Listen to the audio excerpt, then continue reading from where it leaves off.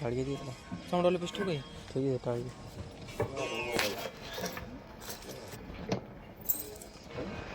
हरी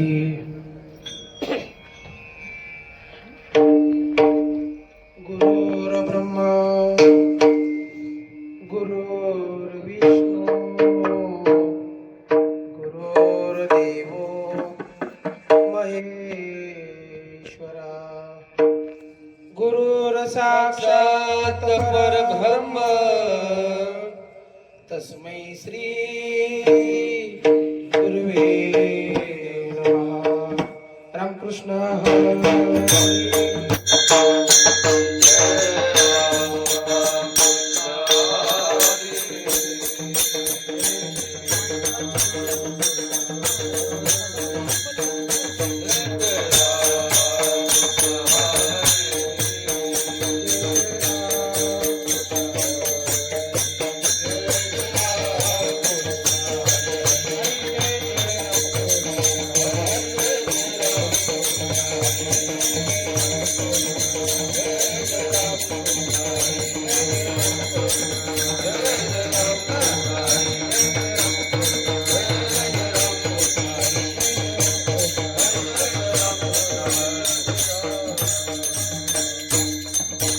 रूप पाहता लोचनी रूप पाहता लोचनी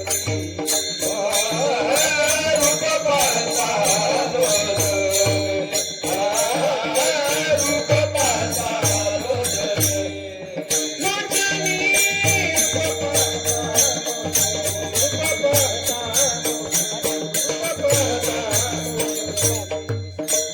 रूप पाहता लोचनी रूप पाहता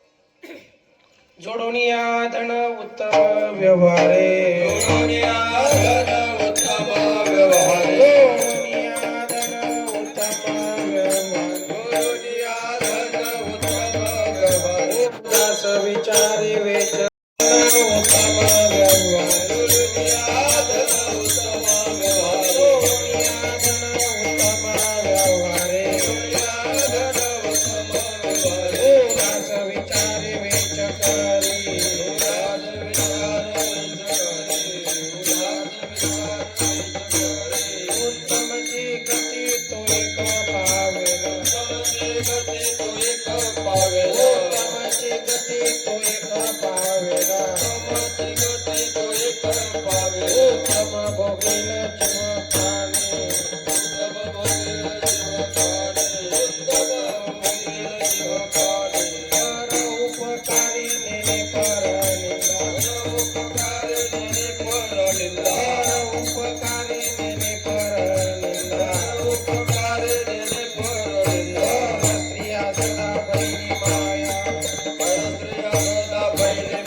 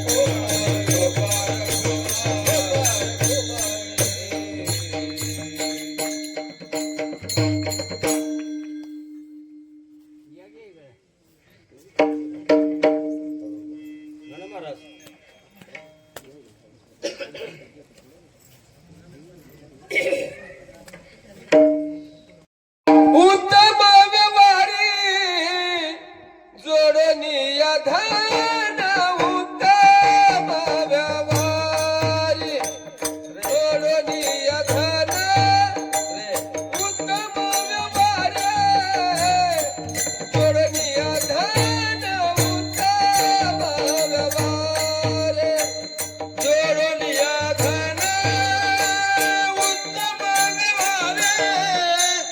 जोडनिया धन उत्तम व्यवहार जोडनिया धन उत्तम व्यवहार जोडनिया धन उत्तम व्यवहार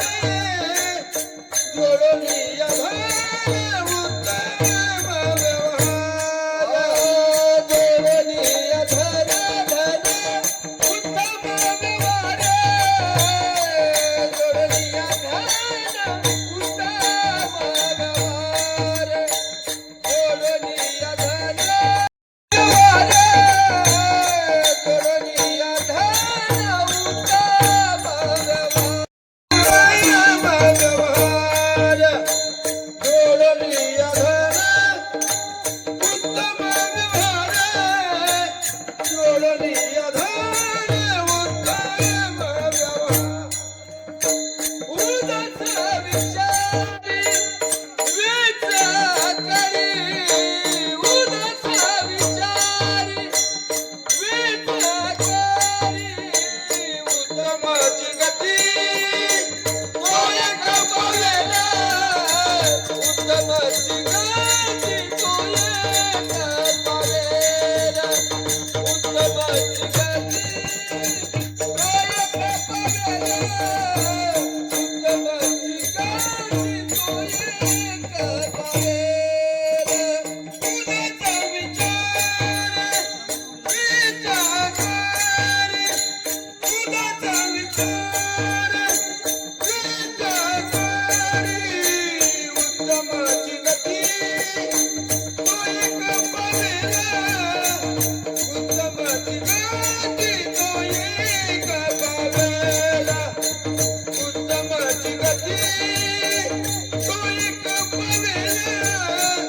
उत्तमाची गती तो एक पावेला उत्तम भगिनी देवा खाली उत्तम भगिनी देवा खाली उत्तमाची गती तो एक पावेला उत्तमाची गती तो एक पावेला उत्तमाची गती तो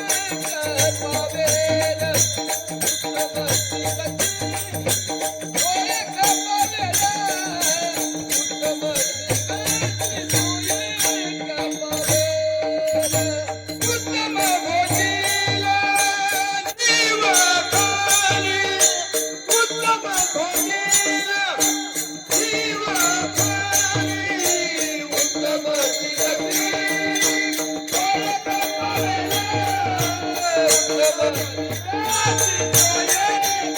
तो एक पावेला उत्तमाची गती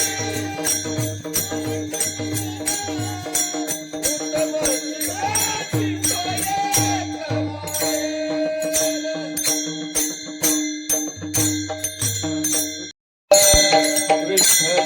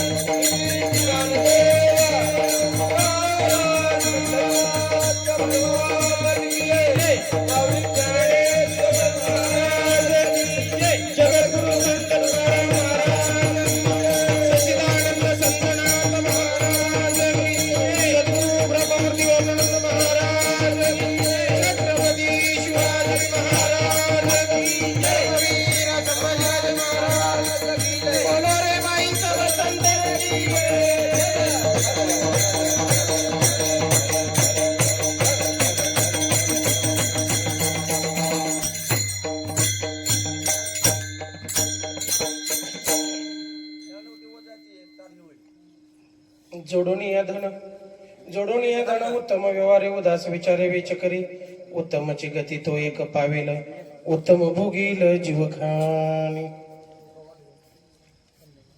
परोपकारी नेने परनिंदा परोपकारी नेने परनिंदा परस्त्रिया सदा बहिणी माया उत दया गाई पशुचे पालन तानीला जीवन वना माझी शांती रूपी नव्हे कोणाचा वाईट वाढवी महत्व वडिलांचे उत्तमचे गती तो एक पावेल उत्तम भोगील जीव काणी तुका म्हणे हेचे आश्रमाचे फळ परमपद बळ वैराग्याचे उत्तमची गती तो एक पावेल उत्तम भोगील जीव खाणी पांडुरंगा करू प्रथम नम पांडुरंगा करू प्रथम नम पांडुरंगा करू प्रथम नमन पांडुरंगा करू प्रथम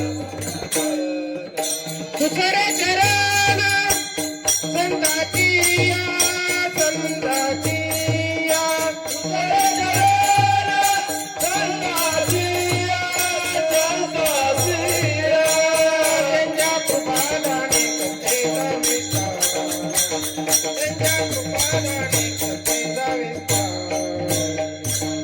करू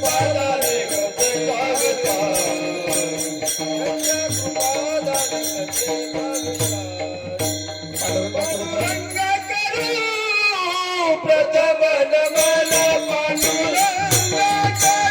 पांडुरंगा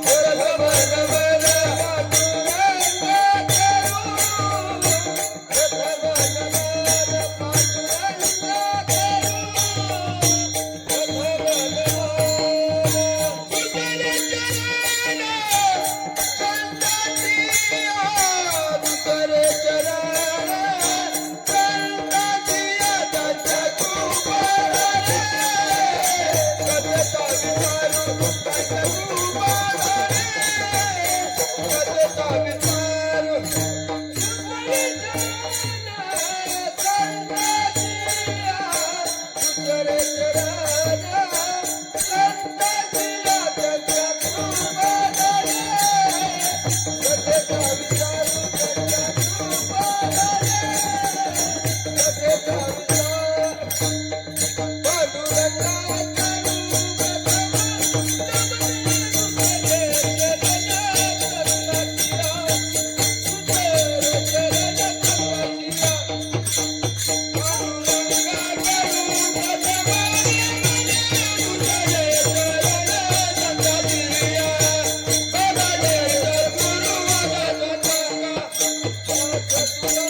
पांडुरंगा करू प्रथम म्हणून दुसरे चरण संतांचे त्यांच्या कृपादाने कथेचा विस्तार बाबाजी सद्गुरु दास तुका ओम नमो ज्ञानेश्वरा करुणा दया तुमचा अनुग्रह लादलो पावन झालो चराचरी ओम नमो जे आरंभा सकळाती तू प्रारंभा आठवणी तुझी स्वरूप शोभा वंदन भावे करीतसी नमन माझ्या स्वाहिनी वाघ गुरुदेवी लाक्षिणी कीर्तन सेवावदानपणे भावार्थ काणी जय माझी नमन माझे गुरुवर्या प्रकाश रूपा तो स्वामी या स्फूर्ती द्यावी कीर्तन सेवा करावया जिने श्रोते या सुख वाटे नमन माझे संत सज्जना आणि योग्या मुनिजना सकळ श्रोते साधुजना नमन माझे साष्टांगी जयांची केली या स्मरण होई सकळे विद्येचे अधिकरण तेच वंदुश्री चरण नमस्कार आता मस्तक हे पायावरी मस्तक हे पायावरी मस्तक मस्तक हे पायावरी या वारकरी संता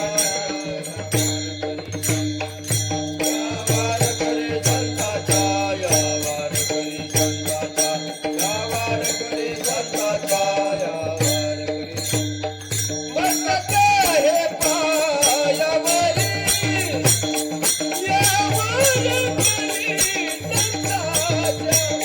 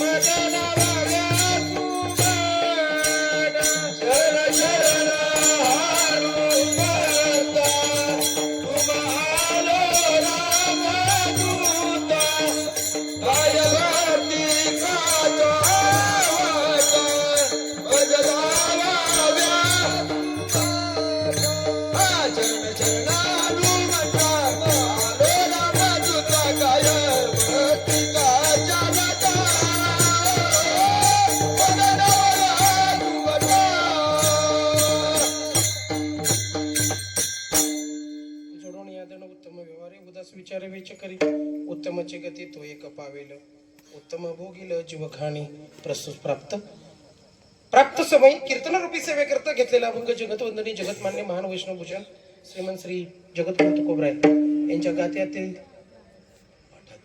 पाठातील परिचयातील 6 चरणाचा अभंग आज तुम्हा सर्व संत बाबांच्या सेवेसाठी निवडलेला आहे. जगद्गुरु तुकोबराय 4 आश्रमातल्या गृहस्थ आश्रमी जीवन कसं असावं याच्यावर दृष्टिक्षेप टाकणारा हा अभंग आहे. अभंगाचं कार्यकारण असं आहे, महाराज जरी ज्ञात असेल तर वक्त्याचा धर्मही सांगावं लागतं. तुम्ही आम्ही जे इथं जमा झालेलो आहोत या कार्यक्रमासाठी अतिशय आवर्जून उपस्थित, जेवणारे गेले तसे मंडपालाच फक्त राहिले. आता मला वाटलं तर ती बी जातो काही गुंडळ, बरोबर आहे का? व्यस्ती माणसं आहेत सगळे, ज्याच्या त्याच्याप्रमाणे धावणं चालू आहे. आणि या धावण्याच्या युगामध्ये कुठंतरी एक चांगली विश्रांतीचं ठिकाण असावं असं सगळ्याचं स्वप्न असतं. आणि ते ठिकाण म्हणजेच नवीन वास्तू. पांडुरंग कृपेने प्राप्त झालेल्या त्याच वस्तूला पांडुरंग असं नाव दिलं, पांडुरंग निवास, बरोबर आहे का? काय नाव दिले? पांडुरंग. आणि त्या निवासाची खरी तर म्हणजे तसं पाहिलं तर आता पप्पू सगळ्याच्या ओळखीच आहे, पण त्याला नाव सुद्धा देताना किती भारी दिले बघा. त्यांनी सांगितलं ही वास्तू आमची नाही, श्री मल्लिकार्जुन रेवणसिद्ध क्षीरसागर आणि सकू का सिंधू मल्लिकार्जुन क्षीरसागर, म्हणजे आई वडिलांचं नाव दिलं त्याला. बरं झालं, नाहीतर काय काय जण म्हणजे बापाच काय नव्हतं बरं का, 2 पत्र सुद्धा. असं वाटतं त्याचं संध्याकाळी जाताना तोंड हाणावं, बरोबर.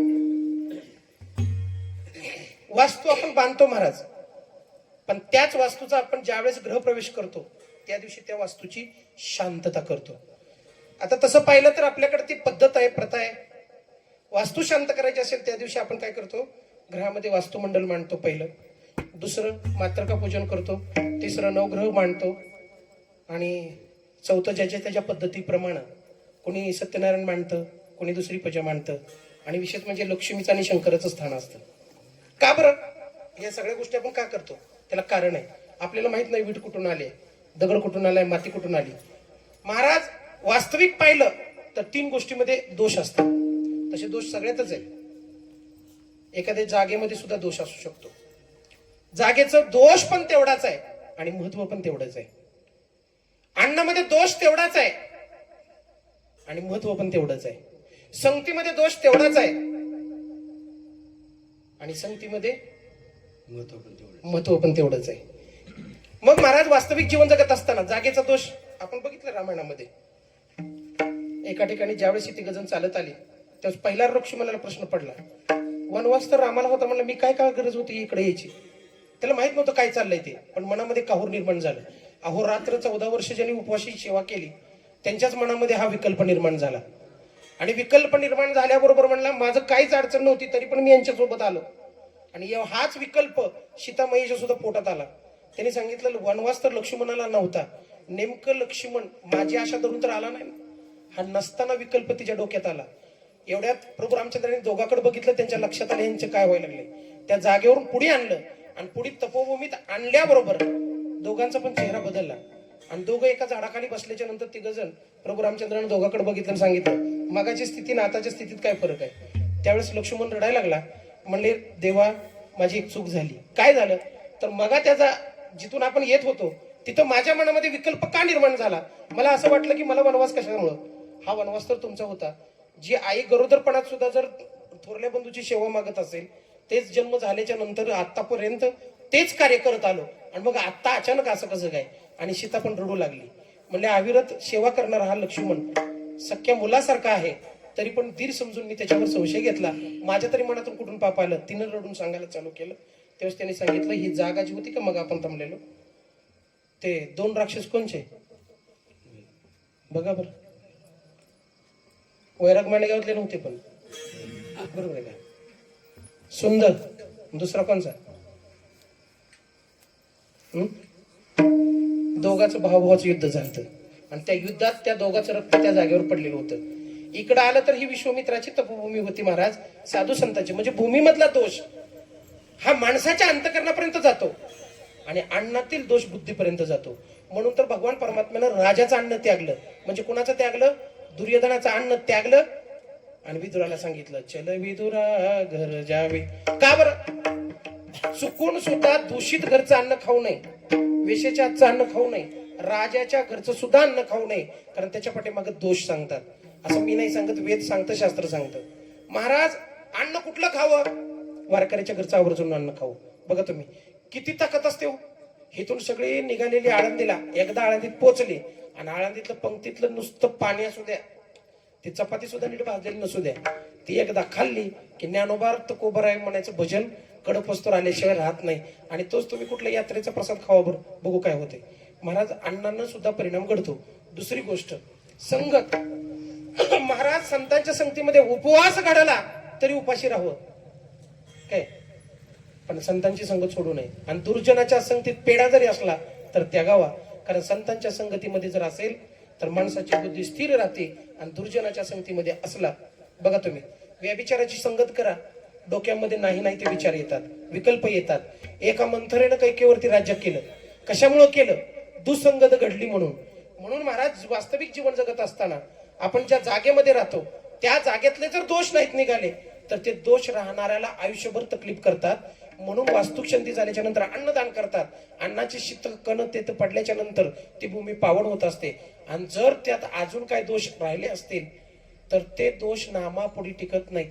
कारण महाराज म्हणतात जळतील पापे जन्मांतरीचे. आणि एवढंच नाही, तुका म्हणे महादोषे पातके. महाराज किती महादोष असला तर नाम संकीर्तनाच्या पुढे किंवा नामचिंतनाच्या पुढे ते राहत नाही. म्हणून नामकीर्तन विठाला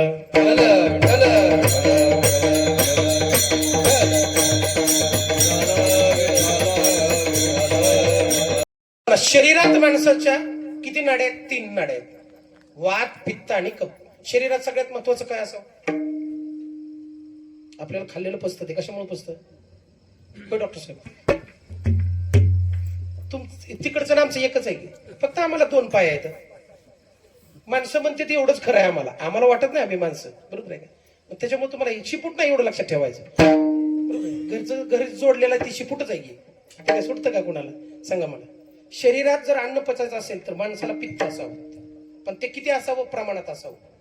जर समजा पित्त वाढलं तर कफ नाडीचा पण दोष निर्माण करतं, वात नाडीचा पण दोष निर्माण करतं. आणि पित्त खवळलं की माणूस गपची बसत नाही, ते आगाऊपणा करत चालतं, बरोबर आहे का? म्हणून हे तिन्ही समान पाहिजे. म्हणजे शरीरात कशाला जास्त महत्व आहे?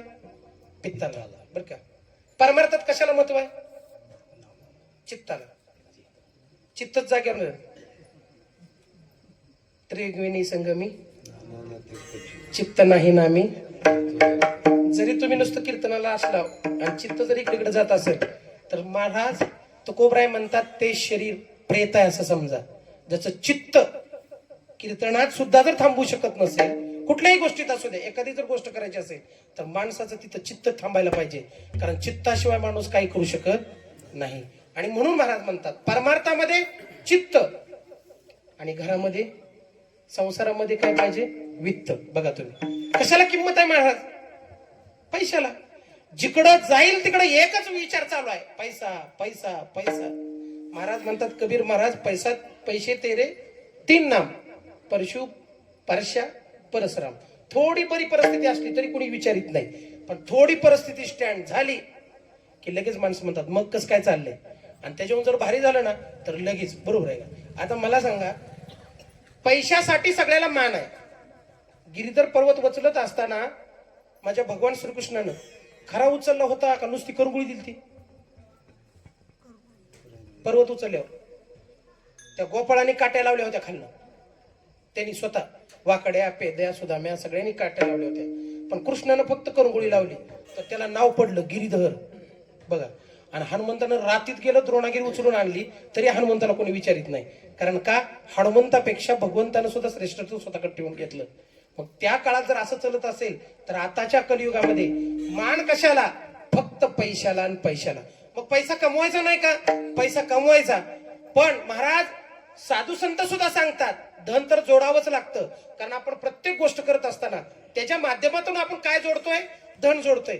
जसं घर तयार करण्यासाठी विटाला वीट जोडीत गेलो, त्याच्यामध्ये सिमेंट बसलं, तसं आपण व्यावहारिक जीवन जगत असताना 1 रुपयाला दुसरा पैसा लावल्याशिवाय राहत नाही. मग तुकोबरायला विचारलं आम्ही धन कमवायचं नाही का? त्यांनी सांगितलं जरूर कमवा, पण धन कसलं कमवा?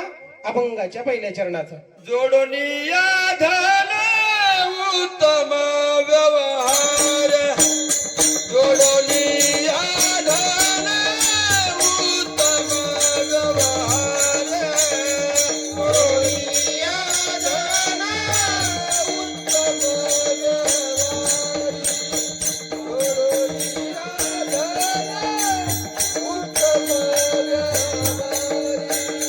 उदास विचार वेचकारी, वेचकारी, उदास विचार वेचकारी, वेचकारी, उत्तमाची गती तो एक पावेला, उत्तमाची गती तो एक पावेला, उदास विचार वेचकारी, वेचकारी, उदास विचार वेचकारी, वेचकारी, उत्तमाची गती तो एक पावेला, उत्तमाची गती तो एक पावेला, जोडोनिया दान उत्तम व्यवहार, उदास विचार वेचकारी, उदास विचार वेचकारी, जोडोनिया दान उत्तम व्यवहार, उदास विचार वेचकारी, उदास विचार वेचकारी. तुकोबराय म्हणतात जोडून या धन. धन जोडल्याशिवाय तर व्यवहार चालत नाही. कारण जरी नामचिंतन केलं तरी नामावरती घर चालत नाही. घर चालवण्यासाठी तुम्ही संसारिक जीवन जर जगत असाल तर तुम्हाला धन वेचावं लागतं. वेचवणं म्हणजे वेचणं म्हणजे जमा करणं. पण ते जमा करत असताना ना कुणाचं रक्त शोषलं पाहिजे, ना कुणावरती अन्याय झाला पाहिजे, ना कुणाचा त्याच्या मागे तळतळाट असला पाहिजे. कारण आपण जे धन आणतो त्या धनानं आपण काय करतो? खिशातलं 500 काढून कुणाला देतो आपण? लक्ष्मीला, घरच्या. तिला सांगतो जावा आण बाजाराचा. आता ती आणत नसेल तर मग आपणच त्याच पैशाने काय करतो? अन्न खरेदी करतो, अन्न घरी घेऊन जातो, त्याच अन्नाचं आपण करून खातो. म्हणजे तो त्याच्याशी संबंध जोडला गेला. त्याच्या पाठीमागे अन्नाच्या मागे जेवढे पैशाच्या मागे दोष आले तेवढे अन्नात गेले, आणि अन्न खाल्ल्याच्या नंतर तेवढे दोष आपल्याला भोगावं लागतात. म्हणून महाराज चुकीच्या कर्मानं कमवलेलं धन हे किती वर्ष फलदायक ठरतं? 10 वर्ष.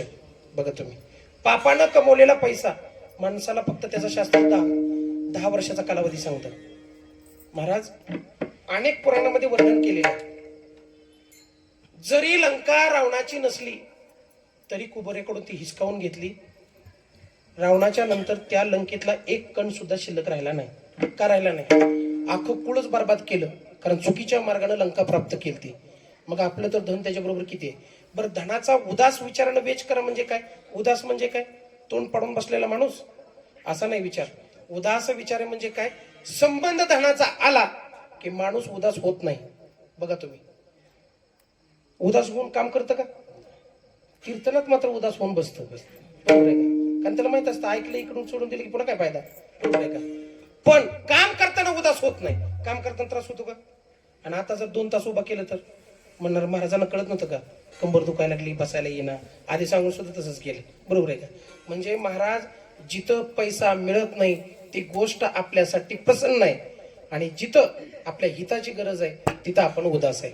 महाराज एखाद्याला बघा आपल्याला उदासी शिरती, पण कधी शिरते? आपलं नुकसान झालं की आपल्याला उदासी शिरते. दोघा पोरांची भांडण लागली होतं बाहेर असं रस्त्यावर, आणि भांडण लागल्यावर आईनं खिडकीतनं बघितलं, दाद्या का भांडण करतो? अगं म्हणलं हे बघ की, म्हणलं माझा रुपया उचललाय आणि मलाच मारायला लागले. अरे दाद्या ते रुपया नाही म्हणजे ती खोटा आहे, कशाला भांडण करतो? आणि ती जर खरा रुपया असता तर आई सुद्धा बाहेर येऊन त्या पोराला मारायला मदत केली असती. म्हणजे पैसा खोटा आहे का विचार बदललाय?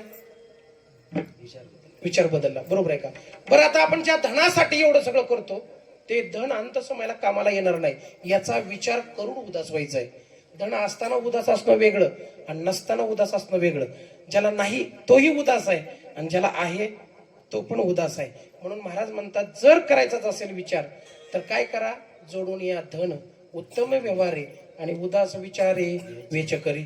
उदास राहून हे धनाचा आपल्या शरीराशी संबंध नाही. अंत समयाला हे धन कामी येणार नाही. अंत समयाला कुठलं धन म्हणतात का महाराज कामाला येतात? परमार्थ महाधन. जोडी देवाचे चरण व्हावया जतन, हे सुलभ उपाय नामाचे. महाराज हे उपाय आहेत आपले कशाचे? जर एकदा धन केलं, बघा तुम्ही विचार करा, मीरा उदास झाली आणि उदास होऊन मीराने काय केलं? हातामध्ये विना वल्कल धारण केली आणि चिपळ्या घेतल्या आणि अख्ख्या राजकुमारीचं राज्य असताना सुद्धा सगळं त्यागलं आणि भगवान परमात्मा आपला असा केला. आता मीरे बरोबरचे किती राजे मेले असतील, पण ज्याचं देवाबरोबर नाव जोडलं गेलं नाही, पण मीराचं नाव गिरीधर बरोबर जोडलं गेलं म्हणून तिनं ते धन जोडलं. म्हणून महाराज या संकल्पने सांगतात की धन जोडायचं असेल तर परमार्थ महाधन. बरं ठीक आहे तुकोबराय, तुम्ही म्हणता ना धन जोडायचं, उदास विचारानं बीज करायचं, याचा नेमकं फायदा काय?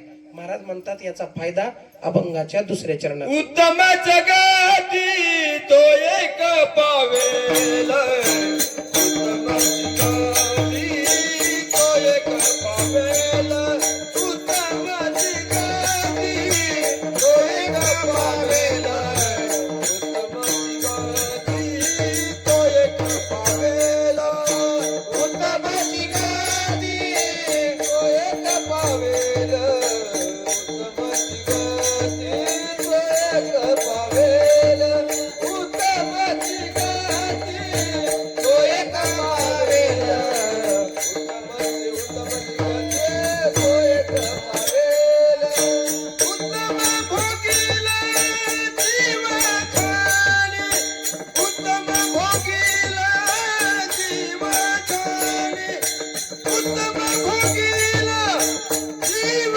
खाणे, उत्तम भोगीला जीव खाणे, उत्तम चिकाती तो एक पावेल, उत्तम चिकाती तो एक पावेल, उत्तम चिकाती तो एक पावेल, उत्तम चिकाती तो एक पावेल, उत्तम भोगीला जीव खाणे, उत्तम भोगीला जीव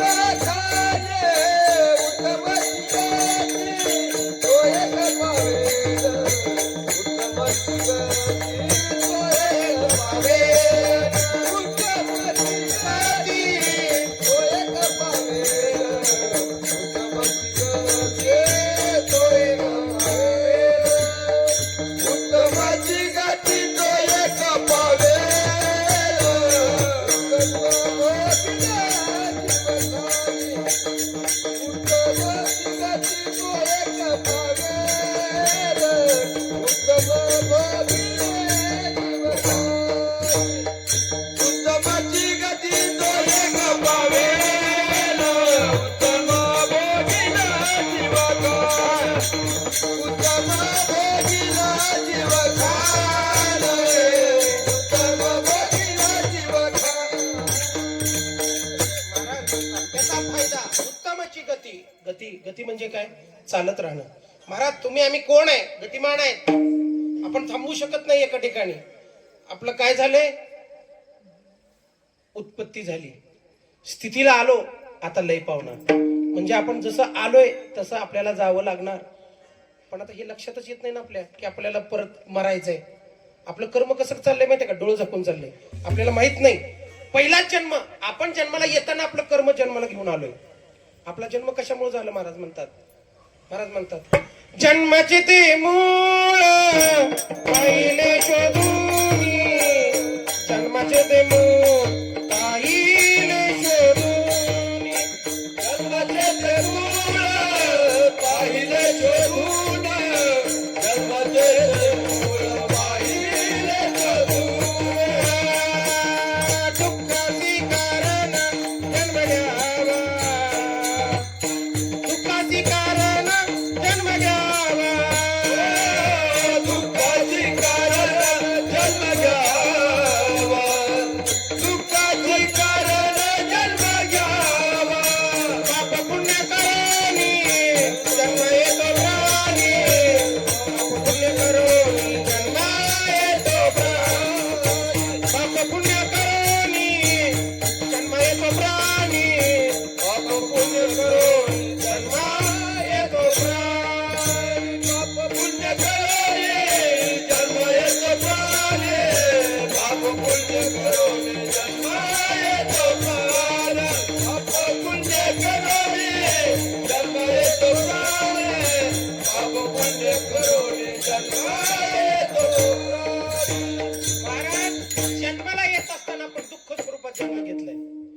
अशी कारण जन्म घ्यावा आणि आता सुखाच्या अपेक्षेने आपण कर्म करायला लागलो.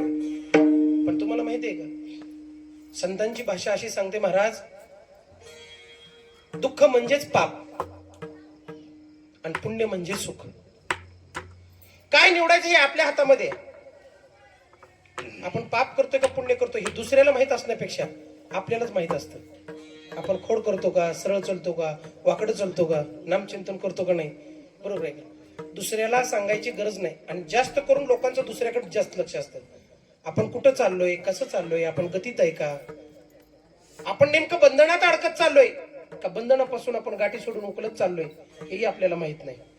आपण माप मात्र दुसऱ्याची काढतो, बरोबर आहे का. गायला आवाज कमी पडतोय आणि ती म्हणते कीर्तनकार जरा हुकला होता मग, बरोबर आहे का. बसलेल्यांना एखाद्याला अभंग जर येत नसला तरी सुद्धा ती गाणाऱ्याचं माप काढतो, वाजवणाऱ्याचं काढतो.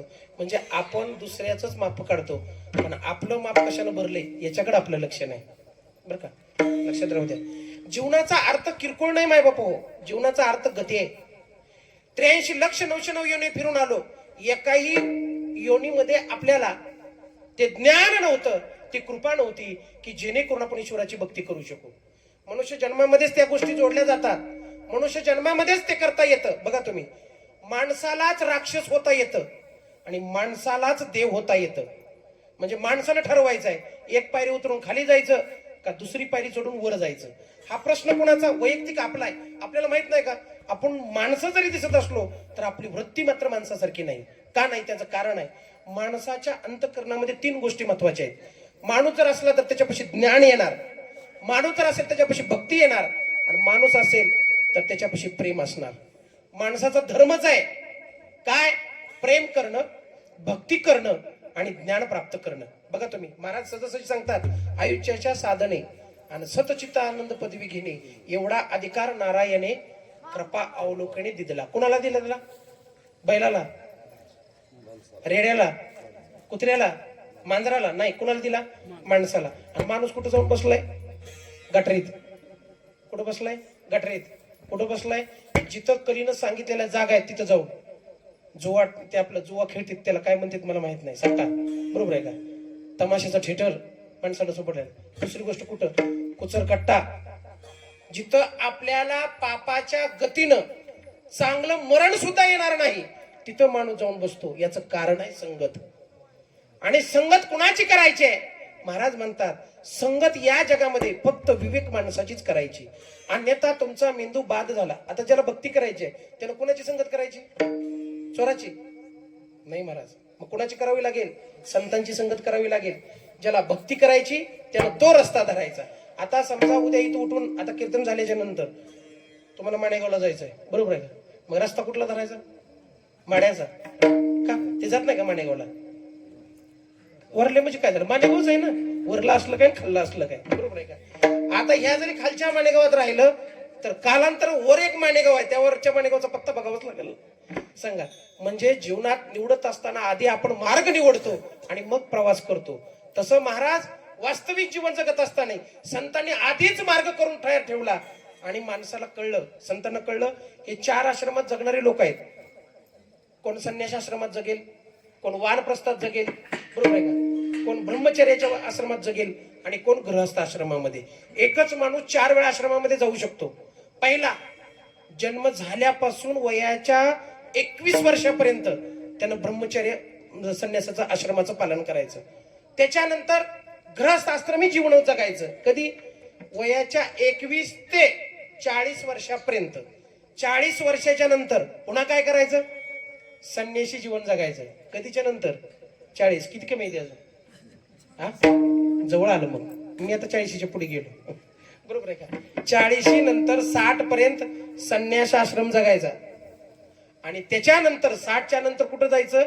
वानप्रस्थाला. 60च्या नंतर. आणि नाही आपण वानप्रस्थाला गेलो की आपल्याला गोट्यात पोरं नेऊन टाकल्याशिवाय राहत नाही ती. पुन्हा म्हणायचं मी आता सध्या काय स्वीकारलाय? वानप्रस्थ. का? आता कुठं पण बसायला लागला, कुठं पण टाकायला लागला, कुठं पण थुकायला लागला. बांधलेल्या घरात सुद्धा त्याच मालकाला थुकता येत नाही. ही जीवनाची सत्यता आहे. मला असं म्हणायचं नाही की बांधू नका.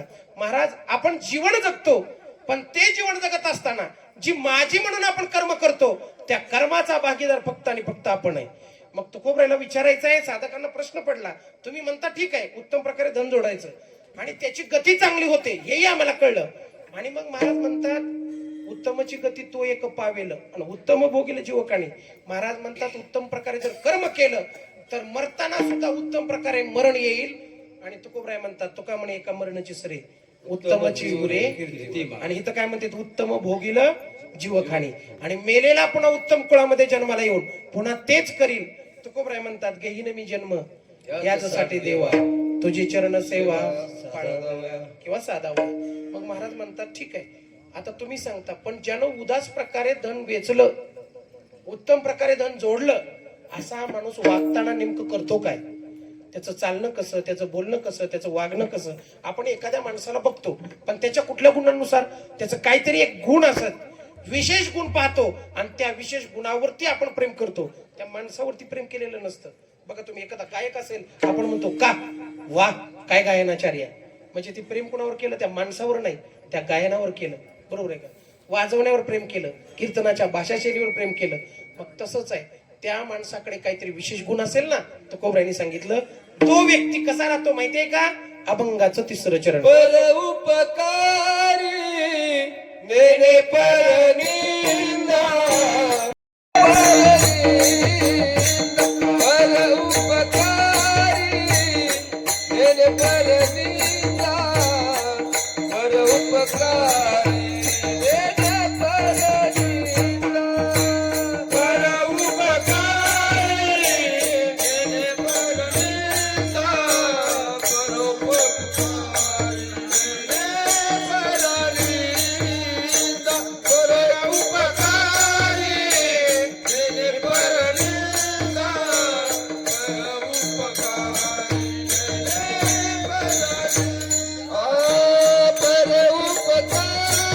उपकारी नेने पर निंदा, पर उपकारी नेने पर निंदा, पर उपकारी नेने पर निंदा, पर उपकारी नेने पर निंदा, पर उपकारी नेने पर निंदा, पर उपकारी नेने पर निंदा, पर उपकारी नेने पर निंदा, पर उपकारी नेने पर निंदा, पर उपकारी नेने पर निंदा, पर क्रिया सदा बनी माया, पर क्रिया सदा बनी माया, पर क्रिया सदा बनी माया, पर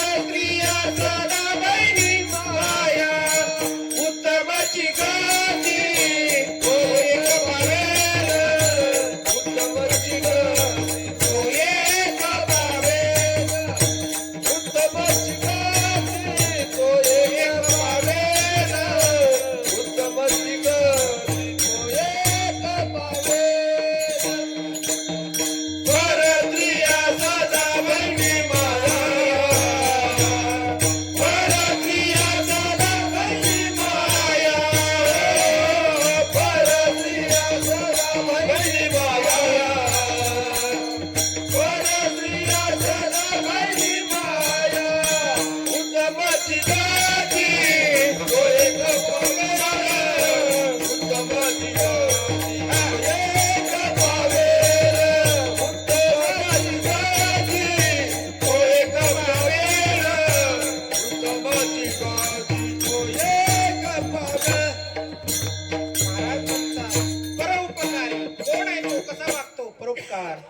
मग परोपकारामध्ये कोण येतात? संत. म्हणून तर तुकोबराय म्हणतात काय सांगू आता, संतांचे उपकार मज निरंतर जागविती. महाराज काहीतरी उपकार झाला पाहिजे दुसऱ्यावरती, आणि उपकाराची फेड नाही करता आली तर अपकार तर मात्र केला नाही पाहिजे. बघा माणूस एका जन्मामध्ये करतो, पण भोगतो किती जन्म सांगता येत नाही, पुन्हा गती भेटल हेही सांगता येत नाही.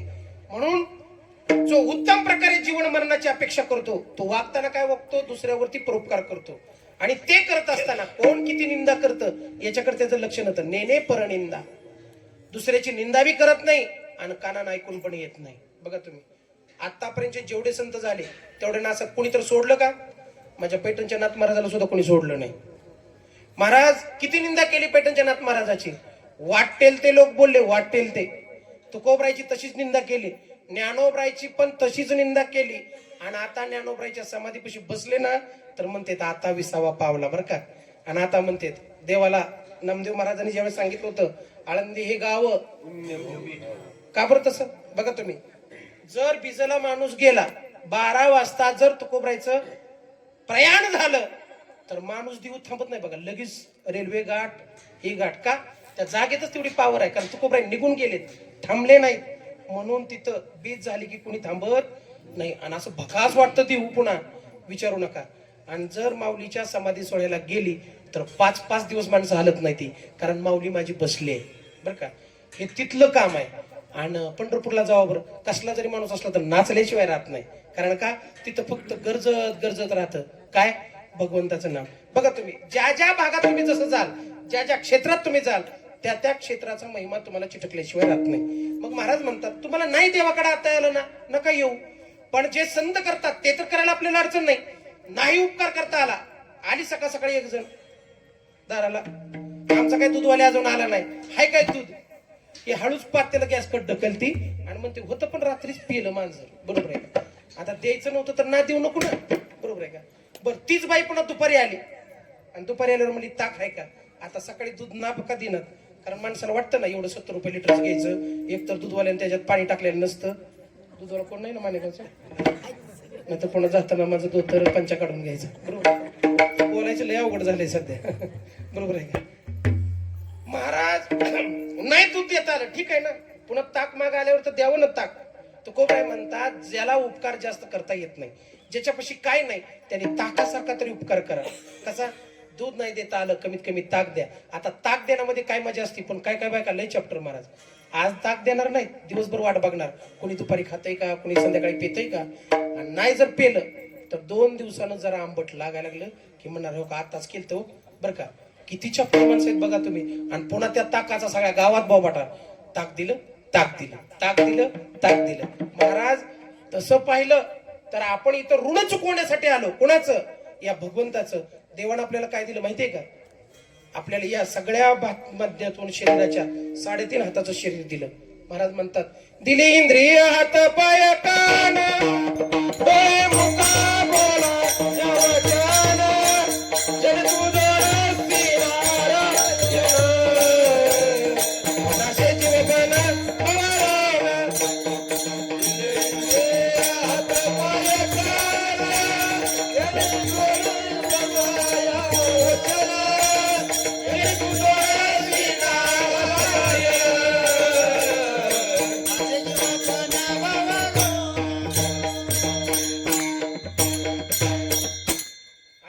नसतं तर तुला वाजवायला असतं का. बरोबर आहे का. आणि तोंड नसतं तर बोलायचं राहू द्या, शिव्या देता आला नसतं. त्या तोंडाचा इतका आपण पट्टा सोडलाय, त्या तोंडाने आपण किती अमंगळ बोलतो हे सुद्धा आपल्याला माहित नाही. तुम्हाला माहितीये का जिभेवर कोण बसलेलं आहे 24 तास. कोण बसलेलं आहे? सरस्वती. म्हणून तर बाळ पहिल्यांदा ते नसतं म्हणत, ओम म्हणतो. ओम पहिलं अक्षर काय म्हणतं ते ओम. बघा तुम्ही.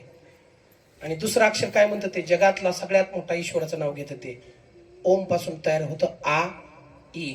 म्हणजे ईश्वरातला ई घेतला आणि आत्म्यातला आ घेतला आणि आई तयार झाली. महाराज परत त्याला बापाला काय पप्पा म्हणत असेल बाबा म्हणत असेल, तिथनं बाराखडी तिथनं मुळाक्षर याची ओळख झाली. आता हे शिकवित असताना शिव्याचा तास कुठल्या क्लासमध्ये असतो. अहो एखाद्याची PhD झाली नसेल त्याला चक्कर येईल असल्याशिवाय असते. चलत चलत आम्ही ऐकतो ना, कारण का लय बोलते. तुम्ही म्हणसाल तुम्हाला येत नाहीत का, मला तर येत नाहीत एवढ्याशिवाय. थोडं काय काय जणांच्या नादाला लागून एका दुसरी येत होती, पण ती बी पंढरपूरला गेल्यापासून बंद झाली. बरं झालं मला पापटळ.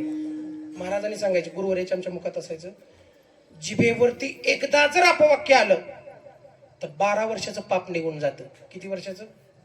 12 वर्षाचं. म्हणून नरकाला जर जायचं असेल तर पहिल्यांदा पहिला दरवाजा दुसऱ्याला दिलेला त्रास परपीडन, त्याला काय म्हणायचं परपीडन. दुसरा दरवाजा परनिंदा, तिसरा दरवाजा परधन आणि तिसरा दरवाजा पुरुष असेल तर परस्त्री आणि स्त्री असेल तर परपुरुष. याच्यात बसलं की त्यानं सांगायचं नाही मी रिझर्वेशन केले, मनानं झटक्यात जाते कुठं नरकाकडे. महाराज म्हणतात करणे ते हेची करा, नरका घोरा का जाता आणि जयामध्ये नारायण शुद्ध पुण्य ते एक. आपण आता जर बसलो तर मोबाईल उघडला तर तीच बातमी, बसलो तरी तीच बातमी, कुठं ऐकायला लागलो तर ह्याच फक्त घटना ऐकायला. याला कारण आहे आपलं अन्न दूषित झालं, अन्न दूषित झाल्यामुळं बुद्धी दूषित झाली आणि बुद्धी दूषित झाल्यामुळं आपल्यातला राक्षसी तत्व जागृत झालं. याचा अर्थ आपला तम वाढला. आणि तमामध्ये काय, तम म्हणजे काय, नरकाची केवळ. आणि म्हणून वागणं बदललं. आज एकाच घरात कुटुंबात राहून सुद्धा एकमेकावरती विश्वास टाकू शकत नाही. ही का वेळ आली याचं कारण आहे आपण संतांची संगत नाही केली, नको त्या व्यक्तीचं संगत केली, नको त्या व्यक्ती बरोबर राहणं, नको त्या व्यक्ती बरोबर बोलणं. आणि याच्यामुळं आपल्या हातून लिव्हिंग लाईफच्या नावाखाली व्याभिचार वाढला. आणि व्याभिचाराची पद्धत आहे नरकाला लवकर जावं लागतं आणि त्याचं पतन होतं म्हणजे होतं. नरकाला जाण्याचा दरवाजाच तो आहे. मग तुकोबराय सांगतात जो उत्तम प्रकारे धन कमवतो तो उत्तम प्रकारे राहतो, राहण्यामध्ये तो पहिल्यांदा दुसऱ्यावरती उपकार करतो, दुसऱ्याची निंदा करत नाही ना ऐकूनही घेत नाही. आणि प्रत्येक बघितलेली स्त्री ती काय मानतो, माझी माय. म्हणून छत्रपती शिवाजी महाराजांनी सुभेदाराच्या सुनेबद्दल आपली आई अशी असती तर हा वाक्य वापरलं. याच्या कारण पाठीमाग होतं उत्तम प्रकारच्या राजा असून, उत्तम प्रकारचे जाणते राजे असून वागणं सुद्धा तसंच होतं. त्यांनी केलेला उपकार म्हणून आज आपण इथं भजन करतोय, म्हणून आपण इथं कीर्तन करतोय. महाराज अजून साधू संतांकडे एक विशेष गुण आहे, ती म्हणजे दया. कुणावरती दया?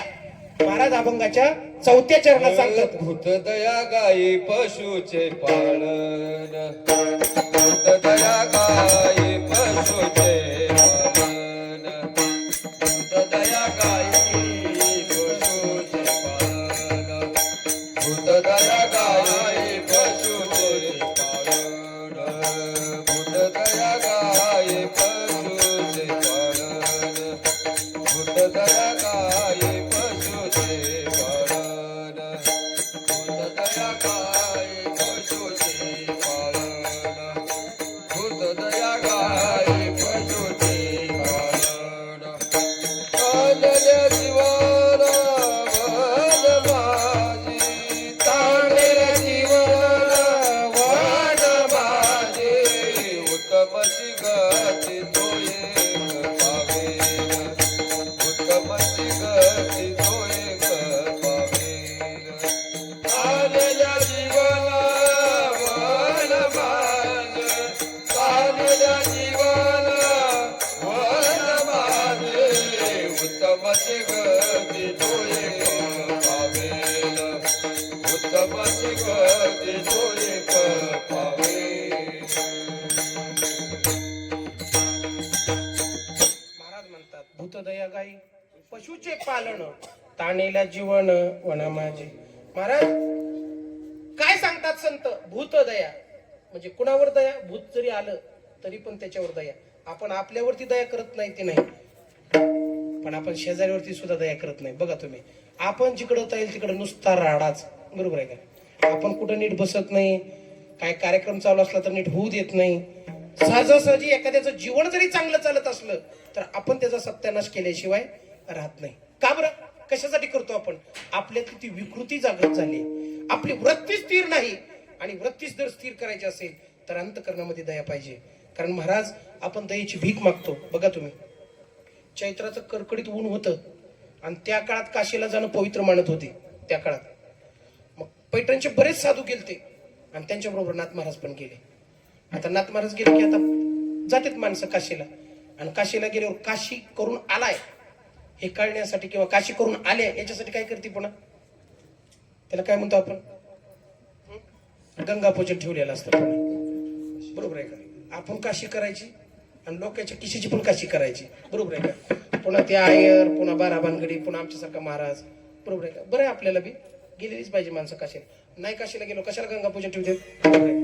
मग महाराज गेले सगळे काशीला आणि रिटर्न यायला लागले. पहिलं काही गाड्या नव्हत्या, घोड्या नव्हत्या. मग येत असताना त्यावेळेस काय अशी आर्थिक कावड कोणी आणत नव्हतं, बरं का? आता निघाले बघा कावडी, कुठं? महादेवाला. कशा पाहिजे निघाले? इथून पाणी घेऊन जातात कावडीचं, तिथपर्यंत जातात. आपल्याला तांब्या उचलून त्या देवघरापाशी जात नाही. मांडी घातला तर आपण म्हणतो होय ग पाणी आण, होय ग उदबत्ती आण. मग ती म्हणते राहू द्या, तुम्ही आता चहा प्यान जावा, माझ्या मी देवपूजा करते म्हणते 12 वाजता. मग तुमच्या हाताखाली राह बसतो, तेवढ्यात देवपूजा होईल. महाराज तिथं गेल्यानंतर ठरलं की हे काशीतलं पाणी घ्यायचं आणि कुठं जायचं, पैठणला आणायचं.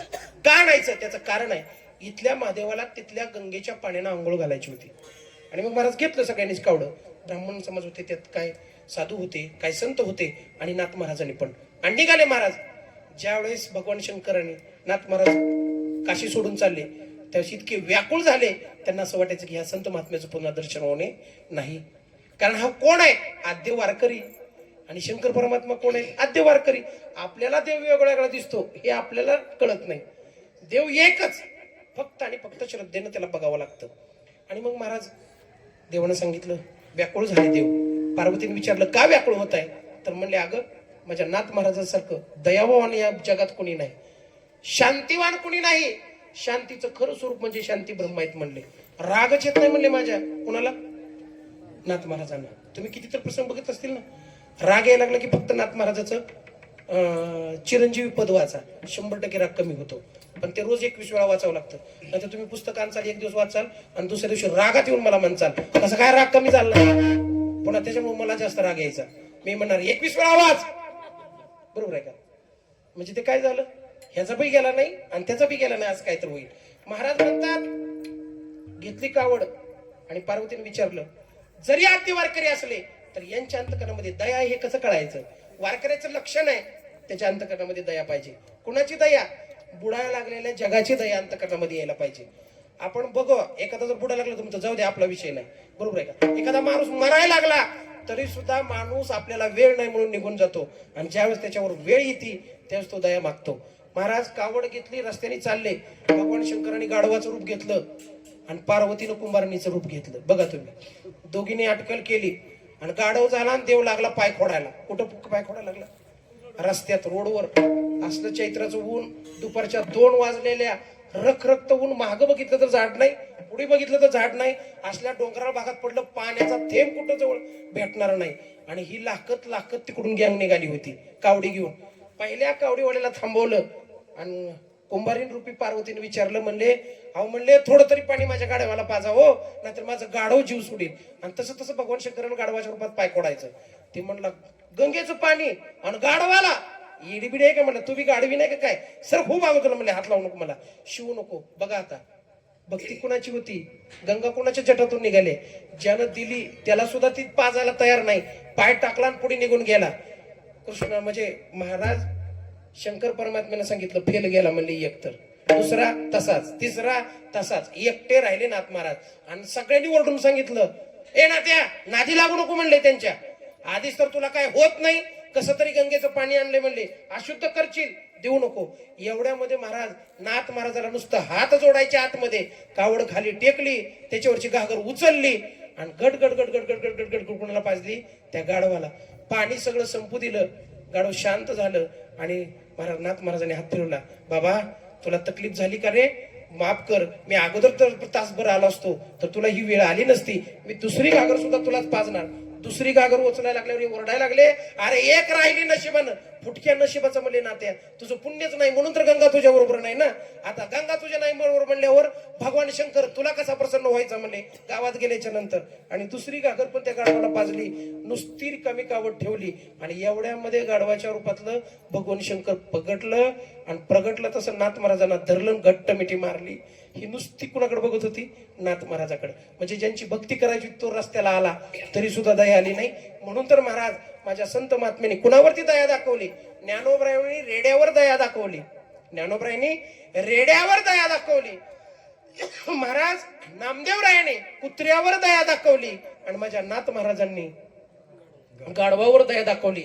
मग मला सांगा, या लक्षणानं सांगतात भूतदया गाई पशुचे पालन आणि तानेल्या जीवन वना माझी, असं प्रमाण कीर्तनात दिल्यावर एक जणांना मला नेलं. म्हणलं महाराज आपण सुद्धा उत्तम प्रकारे मरणार म्हणला.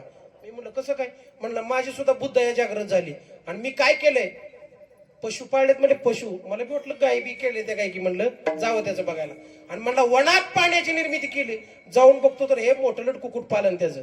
आता मला सांगा ह्याच्यात जर उल्लेख कुक्कुट पालनाचा असता तर कुक्कुट पालन केलेलं चांगलं असतं. महाराज मला सांगा, जे वासनेतून तयार होतं त्याला पुण्य नाही. गाय का पाळायला सांगितली तर गायीला वासरांना डुसणी दिली, वासल्यातून निर्माण होतं ते दूध. म्हणून तर महाराज म्हणतात पाहे पा दूध पवित्र आणि गोड, पाशी त्वचेची आपदरा आड, परी ते अभेरून गोचिड अशुद्ध न काय घेते. आणि आपण सांगताना सांगतो की पशु, आता दुसरे पशु पाळले तर त्याचा फायदा काय, काहीच नाही. म्हणून महाराज म्हणतात भूतदया गाई पशुचे पालन, तहानेल्या जीवन म्हणा माझी. आणि मग महाराज तहानेलेला पाणी, सगळ्यात मोठा उपकार कुठला, फक्त पाण्याचाच उपकार करा. कुणी जर पाणी मागितलं ना तर बिस्लरीची जरी असली तरी द्या, नाहीतर पुन्हा म्हणा मी विकत आणले, बघू दुसरं देतो तुला. माणसं काय काय देत नाही विकत पाणी आणल्याच्या नंतर. आणि माणसं बी कुणाची नाही ती, एखाद्याला जर दिली ना खळखळून चूळ भरणार बाटलीतल्या पाण्यानं, 2 मारणार चुळी आणि 1 पिणार, अशी बी माणसं आहे ती. महाराज सांगायला लागल्याच्या नंतर प्रसंग बघितलं मी, मगाच लक्षात आलं ते. आणि मग महाराज अशा गोष्टी येत्या. सगळ्यात मोठा उपकार कुठला असेल तर पाण्याचा, दुसरा उपकार कुठला असेल तर अन्नदानाचा, आणि तिसरा उपकार कुठला असेल तर उद्धाराचा. या तिन्ही उपकारात आपण बसतो का हे आपण तपासायला पाहिजे. पण महाराज एवढं सगळं ठीक आहे, मान्य, पण ही संत महात्मे राहतात कशी आणि नेमकं कुणाचं महत्व वाढतात. महाराज म्हणतात शांती रूपीनो हे कोणाचा वाईट, शांती रूपीनो हे कोणाचा वाईट, शांती रूपीनो हे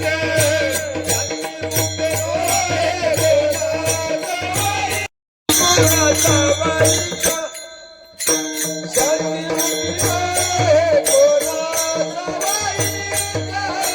शांती रूपीनो हे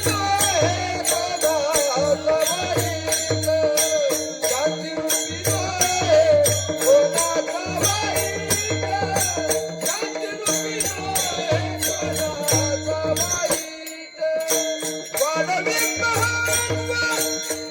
शांती रूपीनो हे कोणाचा वाईट. वाढवी महत्व वडिलांचे, वाढवी महत्व वडिलांचे, वाढवी महत्व वडिलांचे, वाढवी महत्व वडिलांचे.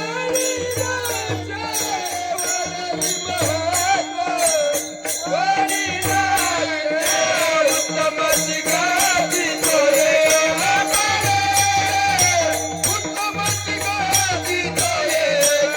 पावे, उत्तमाची गादी तो एक पावे, उत्तमाची गादी तो एक पावेला, उत्तमाची गादी तो एक पावेला, उत्तमाची गादी तो एक पावेला, उत्तमाची गादी तो एक पावेला, उत्तमाची गादी तो एक पावेला. महाराज म्हणतात शांती रूपीनो हे कोणाचा वाईट, आणि वाढवी महत्व वडिलांचे. वडील माझ्या ननवऱ्याने कधी भांडण केलं, केलं का भांडण? आता भजनाचं 3 ग्रुप आहेत, आदर्श आपलाय होय, आणि ग्रुप का पडलं, बसलेली कधी उठून उभं राहायचा विचारच करत नाही ती, बसलेली बसून बसून गेली म्हणजे इथली नाही सांगत बरं का. नाही तर तुम्ही म्हणसाल असं कसं काय, बसलेली माणसं कधीच विचार करत नाहीत की आपण बी टाळ घ्यावा, आपण कधीतरी भजनाला जावं, आपण कधीतरी ऐकावं, आपण कधीतरी देवाकडे जावं, आपला बी त्याला संबंध जोडावा, असं वाटत नाही. महाराज सांगा मला, शांत रूपामध्ये क्रांती केली, कशाची, लोपलेलं ज्ञान, ब्रह्मरसार रूपासारखं ज्ञान ते बाहेर काढलं आणि अख्ख्या जगाला वाटून दिलं. सांगा, ज्ञानेश्वरी वाचण्यासाठी कुठलं आधार कार्ड लागतं, कुठलं पॅन कार्ड लागतं, केवायसी भरावं लागते का, जातीचा दाखला द्यावा लागतो का, शिक्षणाचं महत्व सांगावं लागतं का, सांगा, पवित्र आहे म्हणून बसावं लागतं का, काही नाही, फक्त बसायचं आहे. आणि ज्ञानेश्वरी बसायलाच फक्त माणसं 7 असतात. आणि ज्ञानेश्वरी किती मांडलेले असतात, 27, 28. बघा, जिथून ज्ञानाची प्राप्ती होती ती जर हात आपण लावित नसेल तर ज्ञान कुठून येणार, सांगा मला, येणारच नाही, अजिबात नाही. ज्याला वाचता येत नाही ना त्यांनी सुद्धा बोट फिरवावी, फक्त बोट फिरवावी, कारण तो ग्रंथ नसून ती कोण आहे, ईश्वराचा आत्मा आहे. महाराज गाभा आहे तो गीतेचा, आणि तो कुणी स्पष्ट केला, तो फक्त आणि फक्त माझ्या माऊलीनी. कशामुळे केला त्याचं कारण आहे. म्हणून घर बांधल्याच्या नंतर घरामध्ये बाकीचं काय असलं तरी चालतंय, एक्झॉस्ट फॉन नसला तरी सुद्धा चालतंय, इशी नसला तरी सुद्धा चालतंय, पण प्रत्येक घरामध्ये पहिला काय पाहिजे? गाथा. आणि दुसरी काय पाहिजे? गीता, म्हणजे ज्ञानेश्वरी. महाराज का याला कारण आहे. महाराज म्हणतात, गीता भागवत करीती चिंता, गीता भागवत करीती श्रवण, गीता भागवत करीती श्रवण, गीता भागवत करीती श्रवण, गीता भागवत करीती श्रवण, गीता भागवत करीती श्रवण, गीता भागवत करीती श्रवण, गीता भागवत करीती श्रवण, अखंड चिंतन विठोबाचे, अखंड चिंतन विठोबाचे, कुणी कन्या पुत्र होतीले सात्विक, कुणी कन्या पुत्र होतीले सात्विक, कुळी कन्या पुत्र होतीले सात्विक, कुळी कन्या पुत्र होतीले सात्विक,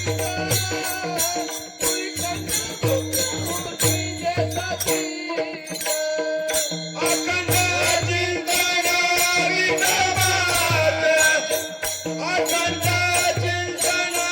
विठोबाचे, कुणी कन्या पुत्र होतीले सात्विक, कुणी कन्या पुत्र होतीले सात्विक, कुळी कन्या पुत्र होतीले सात्विक, होतीले सात्विक. महाराज, हे जग 3 गुणांनी भरलंय. काही लोक सात्विक आहेत, काही लोक राजस आहेत, आणि काही लोक तमोगुणात बसतात. म्हणून तर आपल्याकडे गण सुद्धा 3 आहेत: राक्षस गण, मनुष्य गण आणि देवगण. बरोबर आहे का? आता राक्षस गणी माणूस असेल तर कसा करील? शांत बसल, भजन करील. बरोबर आहे का? आणि देवगणी असेल तर येडेवणी करील. असं काय आहे का? नाही. जसं गण आहे का तसं माणूस वागतो. बघा तुम्ही. महाराज, जर कुळामध्ये सात्विक मुलं असतील तर आई वडिलाचं नाव मोठं करतील, घराण्याच्या आईचं नाव मोठं करतील, परंपरा जागवतील. आणि जर तीच मुलं चुकीच्या मार्गाने गेलं, अख्खं 42 पिढ्या नरकात घातल्याशिवाय राहणार नाही. आणि सध्या मुलांची पावलं, तरुण मुलांची पावलं, मुलींची पावलं ही सात्विकतेनं नाही, राजस राहण्याकडे कल आहे. आणि राजस गुणातला माणूस लवकरात लवकर तमोगुणात पडतो. म्हणून माणसाचं लक्षण असावं, त्याचं राहणं सात्विक असावं, त्याचं बोलणं सात्विक असावं, त्याचं खाणं सात्विक असावं, आणि त्याची संगत सुद्धा सात्विक असावी. कारण महाराज, सात्विक जर मुलं जन्माला आली ना तर त्याचा हेवा देवाला वाटतो. देव त्यांच्या मागे पळतो त्या सात्विक मुलांच्या. बघा तुम्ही, आप्पाच्या गुळवेच्या घरामध्ये एकच मुलगी जन्मली, जिनं आपल्या चरणाची धूळ देवाला चाटायला लावली. तिचं नाव आहे जिजाबाई. बघा तुम्ही, जिनं कधीच देवाला चांगलं म्हणली नाही, त्याची रांडरंडकी केली तिनं प्रत्येक वेळेस. पण तोच देव का, तिनं कुठला देव केलता हो आपला? एकच फक्त पती देव मानला होता. ही त्याला 12 वाजता भाकर देत नाही, आणि मग ती मी सप्त्याहून आली. बरोबर आहे का? आणि सप्त्यात गेल्यावर म्हणते, महाराज तुमच्या आशीर्वादानं कल्याण. बरोबर, ते महाराज सुद्धा जातात कुठं थडकायचा. बरोबर आहे का? काय उपयोग नाही महाराज. आपण गृहस्थाश्रमी जीवन जगत असताना आपल्या मर्यादा आपण सोडायच्या नाहीत. का सोडायच्या नाहीत? त्याला कारण आहे. जर पतीची अवहेलना झाली स्त्रीकडून तर 100% दोष लागतो. का लागतो याचं कारण आहे. बघा तुम्ही, शांडिलीची कथा पहा बरं. शांडिलीनं वेश्याबाईची सेवा केली नवऱ्याच्या इच्छेसाठी. बरं, तो तर कुठं गुणाचा होता सांगा मला? एका ऋषीच्या सापानं त्याला कुष्ठरोग झालेला होता. कुष्ठरोग, हातातून घाण वाहत होती, सगळं वाहत होती, त्याला चालता येत नव्हतं. तिनं गाडा केला, त्या गाड्यावर त्याला बसवायची. कुणाला? बघा तुम्ही, आपलं तसं जात आहे, कमीत कमी बाजार तर घेऊन येते ना, तेवढ्याला नटायचं. आता पडलं ते काय म्हणतात ना, पदरी पडलं, झालं का तसं? आणि आम्ही काय म्हणायचं? आमच्या बी बाबतीत तसं काही त्रास असेल का नसेल? बरोबर आहे का? आपल्याला जी सूट होईल ती म्हण मात्र पाठ असते लोकांची. बरोबर आहे का? असू दे, आता काय जास्तीला गाठी पडल्या. आताच्या भागात म्हणलं असं तर मग आता तुम्ही अजून डागणी वाढली. आता म्हणते तुम्ही आताच्या टायमाला गावावं लागत होतो. बरोबर आहे का? कारण का आता मुली मिळत नाही ते ना, म्हणून जुन्या सुद्धा म्हाताऱ्याला बॅगायला लागल्या. बरोबर आहे का? महाराज, जीवनात एक मजाच वेगळी आहे, पण ती मजा मजा सजा झाली नाही पाहिजे. बघा तुम्ही जीवन जगत असताना शंडिलीनं विचारलं पतीला तुमची काय आज्ञा आहे, तर म्हणले त्या वेश्येवर माझं मन बसलंय आणि ती वेश्या मला प्राप्त झाली पाहिजे. ठीक आहे म्हणले. वेश्येच्या घरी गेली, तिला विचारलं माझ्याकडे पैसे नाहीत, माझा पती असा आहे, पण त्याला तुमच्या उंबरट्यात यायचं आहे. तिने सांगितलं अगं कशाला त्याचा विचार करते, आणि त्याच्यासाठी तू एवढी सुशील बाई, एवढी पावन पवित्र बाई आणि माझ्यासारख्या महापापी बाईची सेवा कशाला करते. त्यांनी सांगितलं पतीच्या इच्छेपुढे माझं काही नाही. मग म्हणले तुला सगळं काम करावं लागेल, धुणं करावं लागेल, भांडी करावं लागेल. महाराज शांडिल्येनं सगळी सेवा करायला चालू झाली. कोणाची? त्या वेशीची. आणि मग महाराज वेश्या हुशार होती, ती काय अशी बावळट नव्हती. तिनं 2 बाटल्या आणल्या. आता वेशीच्या घरी बाटल्या कुठं येते त्या, आई येणारी पिऊनच येते ती, टाकून जाते ती. एक निळी बाटली होती आणि एक पांढरी बाटली होती. दोन्ही बाटलीमध्ये तिनं पाणी भरलं आणि तिला सांगितलं येऊ दे म्हणले, तुझा आज एकादश आहे, तुझ्या नवऱ्याला दे म्हणले पाठवून माझ्याकडे. आला नवरा. अंतकरणामध्ये वासनेनं बरबटलेला हा माणूस, अंतकरणामध्ये वेगवेगळ्या भावना होता. आल्याच्या बरोबर शांडिल्येला सांगितलं आता मी चाललोय म्हणले, पण परत मला न्यायला ये. बघा तुम्ही, जिचं नाव 5 पतिव्रतेमध्ये गणलं गेलं, जिच्या इच्छेमुळं काय काय घडते लक्षात घ्या. महाराज तिनं सोडलं आणि सोडल्याबरोबर वेश्येनं सांगितलं तुला लाज वाटायला पाहिजे म्हणले, माझ्या प्रश्नाचं उत्तर द्या दे, तुझी लायकी तर आहे का म्हणली इथवर यायची. एका महान पतिव्रता स्त्रीला तू त्रास देतो जरी नवरा असला तरी. आणि मग महाराज तिच्या समोर 2 बाटल्या ठेवल्या त्या माणसाच्या समोर. कोणाच्या? शांडिल्येच्या पती समोर. महाराज पती समोर ठेवल्या, त्याला सांगितलं म्हणले याच्यात काय भरलंय? ते म्हणला पाणी. याच्यात काय भरलंय? पाणी. मग हे पाणी आणि हे पाणी सारखं आहे का वेगळं आहे? ते म्हणला सारखंच आहे, पण वरून कसं दिसतंय? म्हणला हे निळं दिसतंय, हे पांढरं दिसतंय. का दिसतंय? तर हे निळ्या रंगाची बाटली आणि ही पांढऱ्या रंगाची बाटली. मग मूर्खा म्हणली जगात बाई एकच ना, ती दिसली काय ना असली काय, एकच अस्तित्व आहे. भगवान परमात्म्यानं जन्म घेत असताना पुरुषाच्या ठिकाणी स्वतःचा आत्मा टाकला आणि स्त्री लक्ष्मीच्या रूपानं प्रगटली. प्रकृती आणि पुरुष याच्या पलीकडे काही नाही.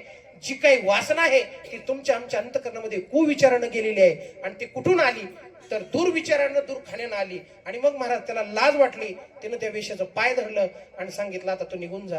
आणि महाराज निघून चालली आणि पुन्हा घेऊन जात असताना एक ऋषी सुळावरती तपश्चर्याला बसलेले होते आणि त्याला त्याचा धक्का लागला. त्या गाड्याचा धक्का लागला की हल्ला, आणि हल्ल्याबरोबर सूळ टोचला. टोचल्याबरोबर त्याने सांगितलं ज्यांनी माझी तपश्चर्या भंग केली, जो कोणी मला स्पर्श केला असेल तो उद्याच्या उद्या सूर्य उगवायच्या मरेल. एवढंच वाक्य केलं आणि शांडिल्येनं गाडा सोडला आणि रात्रीच्या 12 वाजता सूर्याला विनंती केली, याद राख म्हणले जर माझा पती मरत असेल तर तुला उगवायला अधिकार नाही. आयुष्यभर जर मी याची ईश्वर समजून सेवा केली असेल तर तुला उगवता येणार नाही. महाराज 5 बी वाजल्या तरी बी तांबडं फुटना, कोंबडं बी वरडना. रोज 4ला कोंबडं वरडत होतं, त्या दिवशी वरडणच ना. महाराज सगळी वाटचाल झाली. इंद्र बघायला लागला सूर्याकडे. अरे म्हणजे काय झालंय तुला? अजिबात नाही म्हणला. उगव की? नाही उगवणार म्हणला. खाली बघितलं का काय आहे म्हणला. काय केलं तर एका वाटीमध्ये स्वतःचं कुंकू टाकलं होतं कपाळावरचं काढून, कुणी? शांडिल्येनं. आणि ती वाटी भरून समोर ठेवली होती आणि सांगितलं होतं सूर्याला फक्त ह्याला वलांडून दाखव मग तुला दावते. कोण म्हणली होती? शांडिल्य. आणि मग महाराज रसायन तयार झालं. त्यांनी सांगितलं इंद्राला माझी टाप नाही हे ओलांडायचं. मला सांगा, इंद्राचं सुद्धा आज्ञा सूर्यनारायण पाळली नाही. भगवान नारायणानं सुद्धा सांगितलं, कोणी? विष्णूनं सूर्यनारायणाला उगवा, कारण तुम्ही जर नाही उगवलात तर फाट कशी होईल, लोकांची कामं कशी होतील. बघा आपण बिंदास झोपतो का नाही? आपण काय सूर्याला अलार्म लावतो का उद्याच्याला उजड म्हणून? त्याचं काम चालू. आणि रात्रीला आपण म्हणतो का ये लवकर? अजिबात नाही. दिन कर्म सूर्य आणि चंद्र ज्याच्या गतीनं चालतात त्याला देव म्हणतात. तो देवाला खाली यावं लागलं आणि शांडिल्येला हात जोडून सांगावं लागलं ऋषीचा शाप खरा होण्यासाठी सूर्याला उगवू दे. ते म्हणले सूर्याचं म्हणले ऋषीचा शाप खरा होईल आणि माझं काय होईल?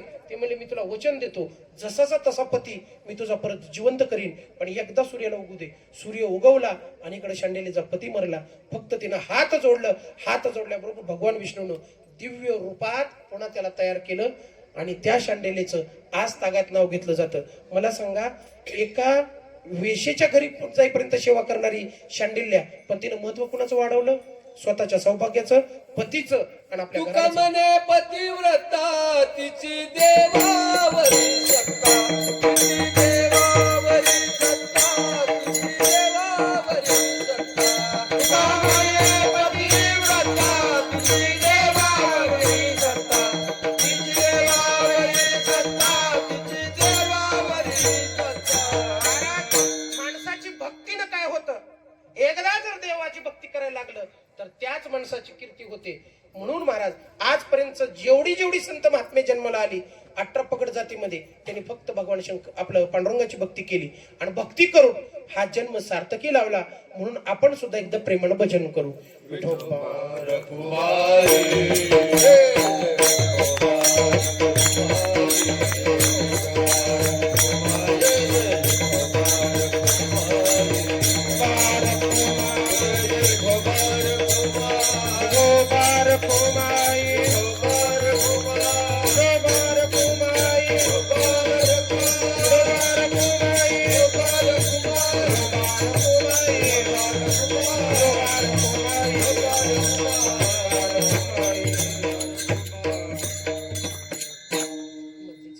समजा विठाला विठाला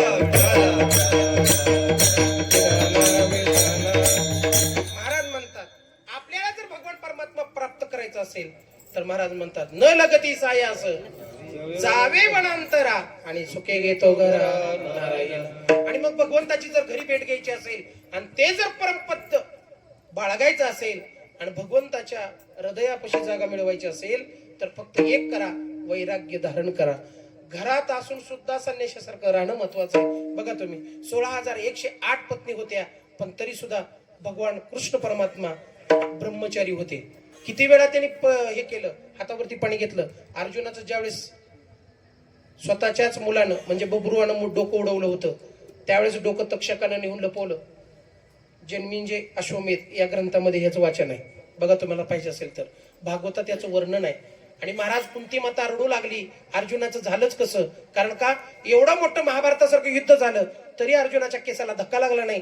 त्या दिवशी देव तिथं हजर नव्हता आणि देव धावत आले आणि देवाला आल्याच्या नंतर बघितलं अर्जुनाचा देह खाली पडलेला होता पण डोकं मात्र तिथं नव्हतं. मग मात्र भगवंताला राग आला.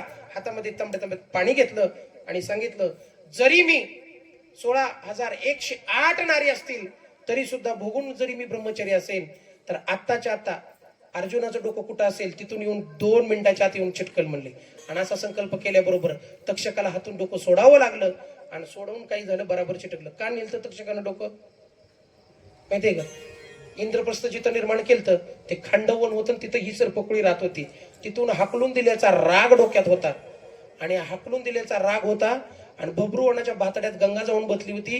कशामुळे पितामह भीष्माला राम म्हणजे एक कर्म दुसऱ्या कर्माला जन्म दिलं, दुसऱ्या कर्माने तिसऱ्या कर्माला जन्म दिलं तरी सुद्धा भगवान परमात्म्याची अहोरात्र भक्ती केल्यामुळं मरण सुद्धा अर्जुनाचं चुकवलं.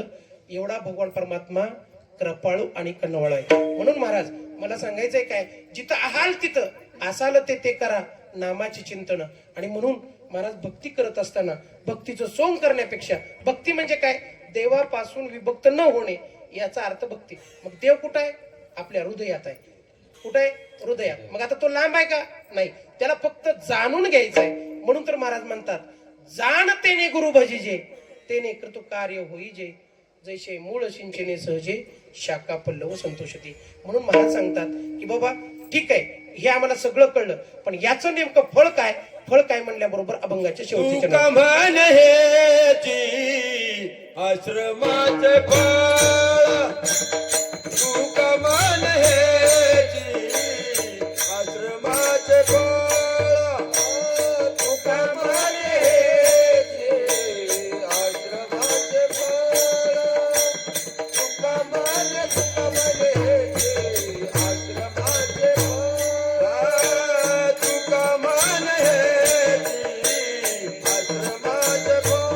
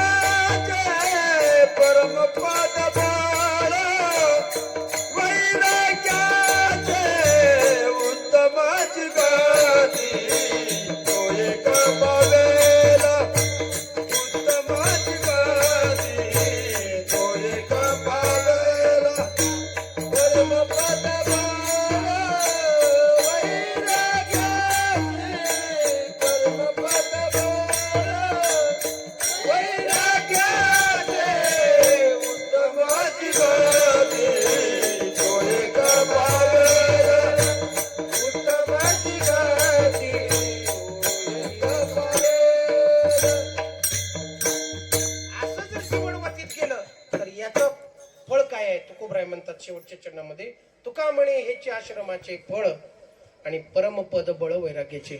या देह म्हणजे कसं आहे, हे शेत आहे. शेत, याला काय कल्पना करायची, शेत. आणि शेतात आपण काय करतो, पीक जर केलं तर त्या पिकापासून आपण फळाची प्राप्ती करतो. मग तसं याच्यामध्ये विवेक नावानं जर पेर केली तर भक्ती रूपानं पीक उदयाला येतं आणि परमपदाच्या रूपानं माणसाला ते फळ प्राप्त होतं. म्हणून आपल्याला जर आंबा लावला तर आंब्याला फळ यावं अशी कल्पना करतो का नाही. आणि मी समजा जर बाबळीच लावले तर म्हणजे कर्म चुकीचं करायचं आणि अपेक्षा मात्र उद्धाराची, आणि मग पुन्हा मेल्यावर लपुडी लावायचं वैकुंठ वाशी. बरोबर आहे का. कधी वाशी, मेलेच्या नंतर वाशी, वैकुंठ वाशी. महाराज म्हणतात असं वैकुंठ भेटत नाही, आधी वैकुंठपदीची ओळख करून घ्यावी लागते, त्याची भक्ती करावी लागते आणि मग तो नेला येईल ना. तो कोबरायला जसा नेला आला तसा तुम्ही आम्हाला जरी जोडलं तरी आपण जोडल्यानं जाणार नाही. म्हणून महाराज म्हणतात तो कोबरायपाशी काय होतं, वैराग्य होतं महाराज. आणि त्याच वैराग्याच्या पदावर, म्हणून तर किती वैराग्य हो, बायको मिली तरी बरं झालं म्हणलं, आणि आपलं दुसऱ्या दिवशी म्हणतोय बायोडाटा टाकायचं काय. बरोबर आहे का. मेल्यावर 3 दिवस तर थांबके, कुठवर 3 दिवस, पुन्हा गोठळा होतो, पुन्हा सालभर थांबावं लागतं. इतकी हलकट जात माणसाची. बरोबर आहे का. इथं आपल्याला फक्त वाटतं की सगळे आपले आहेत, पण आपली नाहीत हे अजून कळत नाही माणसाला. कारण का, महाराज जीवन जगत असताना आपण फक्त आणि फक्त आपल्या स्वार्थासाठी जगतो. बघा तुम्ही, आपलं कोण आहे होतं, कोणच नाही, पण आपण आपली सगळी आहेत असं समजतो. मला सांगा, किती जरी आपली म्हणलं तर अंत समयाला आपलं कोणीच राहत नाही. म्हणून तर महाराज म्हणतात, एकदा जर आपण 3.5 हाताच्या जन्माला आलो असेल तर त्या जन्माचं सार्थक झालं पाहिजे. तुकोबराय म्हणतात, जन्मा आलो त्याची आज फळ झाले साचे. कशाचे फळ झाले, तुम्ही सांभाळिले संती भय निरसली खंती. का, संतांनी सांभाळलं म्हणून तर खंत गेली, नाहीतर ही चिंता कोणाला सांभाळली नसती. आणि म्हणून महाराज म्हणतात, कृत्य झालं आणि इच्छा केली ते पावलं. या सगळ्याच्या पाठीमागं पाहिजे ती आपली इच्छा. काय इच्छा पाहिजे बघा. आता इच्छा होती म्हणून घर बांधलं, इच्छा होती म्हणून वास्तुशांती झाली. आणि समजा आता पप्पूला वाटलंच असतं तर जागरण गोंधळ ठेवावं, तर आपण काही विरोध करू शकलो असतो का. त्याला वाटलं जागरण गोंधळापेक्षा कीर्तन बरं. बरोबर आहे का. जागरण गोंधळ केलं असेल लग्नाच्या टायमाला. बरोबर आहे का. महाराज इच्छा, आणि इच्छा जशी आहे तसंच माणूस वर्तन करतं. त्याची इच्छा जर बदलली नाही ना तर मग त्याला जगात कुणीच बदलू शकत नाही. म्हणून महाराज म्हणतात, आपली आपण करा सोडवणं. कशातून सोडवण करायची, या शरीरातून नाही, कामातून सुटायचं आहे, क्रोधातून सुटायचं आहे आणि लोभातून सुटायचं आहे. कारण हे 3 राक्षस आपल्या अंतःकरणामध्ये आहेत. आणि या तिन्हीवर जर मात करायची असेल तर या अभंगाची 6च्या 6 चरण, जी कुटुंबात राहतेत, जी संसारात राहतेत, त्यांच्यासाठीची 6 चरण आहेत. ही संन्याशासाठी नाहीत, मनात राहणाऱ्यासाठी नाहीत. बरोबर आहे का. ही कुणासाठी आहेत, ही तुमच्या आमच्यासाठी लिहिलेली 6 चरण आहेत. याचा जर जीवनात अवलंब केला तर कुणाला दुसरी भक्ती करायची गरज नाही. आपण आनंदानं नाचत वैकुंठाला प्राप्त होणार, याची 100% गॅरंटी तुकोबराय देतात. म्हणून महाराज झालेली सेवा पांडुरंगाच्या चरणी अर्पण करतो, माझ्या वाणीला पूर्णविराम देतो. ज्ञानेश्वर माऊली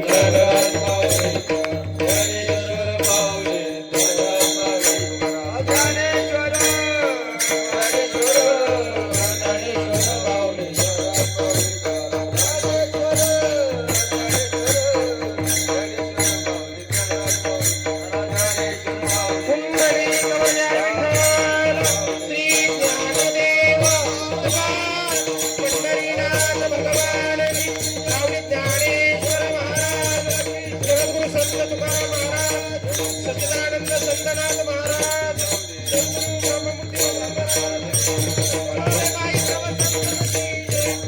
तुकाराम तुकाराम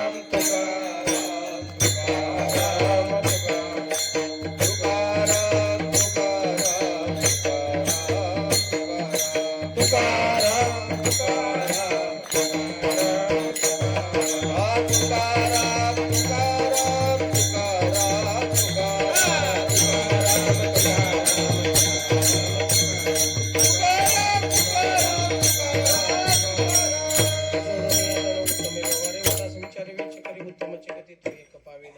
उत्तम भोगील जीवखाणी परोपकारी नेने परनिंदा परस्त्रिया सदा बहिणी माया भूतदया गाई पशुचे पालन तानिल्या जीवन वना माझी शांती रूपी नवे कोणाचा वाईट वाढवी महत्व वडिलांचे उत्तमचे गती तो एक पावेल उत्तम भोगील जीवखाणी तुका म्हणी हिच्या आश्रमाचे फळ परमपद बळ वैराग्याचे उत्तमाची गती तो एक पावेल उत्तम भोगील जीवखाणी. अभंगाचा अर्थ असाच असेल असं माझं म्हणणं नाही, पण सद्गुरू ब्रह्मदेव आनंद महाराज यांच्या कृपेनं जेवढं काही स्मृती आली तेवढं तुमच्यापर्यंत पोहोचवण्याचं काम केलं. येत उरले माझे पायीकपण मज पामरा हे काय थोरपण पायाची वाहन पायी बरी. महाराज तुम्ही सिद्ध अवस्थेतले सगळे सत्पुरुष माता भगिनी सगळेजण बसलेले आहात. तुमच्या अंतकरणाला एखादी गोष्ट लागली असेल तर त्याबद्दल मी क्षमा मागतो. पण जे काही संतांचा उपदेश होता ते सेवक आणि बालक समजून तुमच्यापर्यंत पोहोचण्याचा प्रयत्न केला. महाराज माणूस जीवनामध्ये जगत असताना ज्यावेळेस तो विवेक रूपाने जगायला चालू होतो त्याचा फायदा कुटुंबाला तर होतोच होतो, पण त्याच्या जवळच्या घराला पण होतो. बघा तुम्ही, एक भक्तीला लागला अख्खं कुटुंब भक्तीला लागल्याशिवाय राहत नाही. आणि सावध व्हायची वेळ आपल्यावरती आता मात्र आलेली आहे. बघा तुम्ही, युद्ध कधी होईल, कुठं काय होईल काय सांगता येत नाही. आता सगळ्याला गॅसचं टेन्शन लागलं असेल, बरोबर आहे का? गॅसची सुरुवात तुम्हीच आणली, बरोबर आहे का? वैराग भागात पहिलं गॅस नव्हतं, आणलं कुणी? तुम्ही. आता चला जाळणारा सगळेजण, बरोबर आहे का? महाराज परिस्थिती जरी सुधारलेली असली तर आपलं जीवन, अन्न, वस्त्र आणि निवारा या तिन्हीला सोडून आपण कधी जगू शकत नाही. त्यातली चांगली गोष्ट कुठली आहे ही आपल्याला निवडायची आहे. कमीत कमी नाही काय करता आलं, तुकोबरायसारखी भक्ती नाही करता आली, कमीत कमी आपल्याला सरळ रस्त्याने तर जाता येईल, मुलं चांगल्या संस्काराला तर लावता येतील. दुसरी गोष्ट, आपल्या घरचं सगळ्यांचं शरीर आरोग्य हे आपल्या हातात आहे. आणि ते जर आपण साधू संत ज्याप्रमाणे जीवन जगले त्याप्रमाणे जर व्यतीत करायला चालू केलं तर मला वाटत नाही कुठलीच गोष्ट अवघड आहे. पण या विज्ञान युगामुळे आपल्या डोक्यावरती जास्त परिणाम झाला आणि त्याच गोष्टी आपल्याला आज धोकादायक ठरायला लागले. म्हणून लवकर सावध व्हा. सावध होऊन एकदा तरी साधू संतांच्या गोष्टीवर विश्वास ठेवा. आणि एकदा जर विश्वास बसला तर मला वाटत नाही परत जीवनामध्ये धोका होईल. कारण का? महाराज म्हणतात, संतांची पायी हा माझा विश्वास, सर्व भावे दास झालो त्यांचा. कारण या जगात संतांशिवाय आणि आई वडिलांशिवाय आपलं चांगलं कोणीच चालत नाही. म्हणून लवकर वेळात वेळ म्हणून शरण जावे सर्व भावे देवाशी. एकदा काय करा, अंतकरणापासून देवाला शरण या. म्हणून झालेली सेवा परत एकदा तुमच्या चरणी सच्चिदानंद संतनाथ महाराजांच्या चरणी अर्पण करतो आणि माझ्या वाणीला पूर्णविराम देतो. मनाचा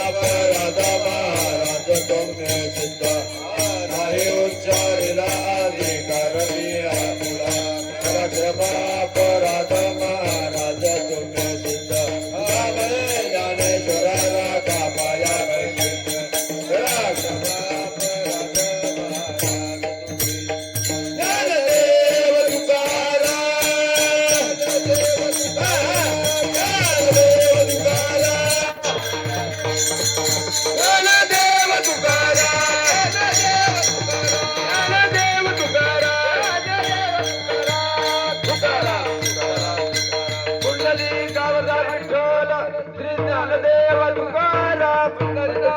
भगवान की जय. माऊली ज्ञानेश्वर ज्ञानेश्वर महाराज की जय.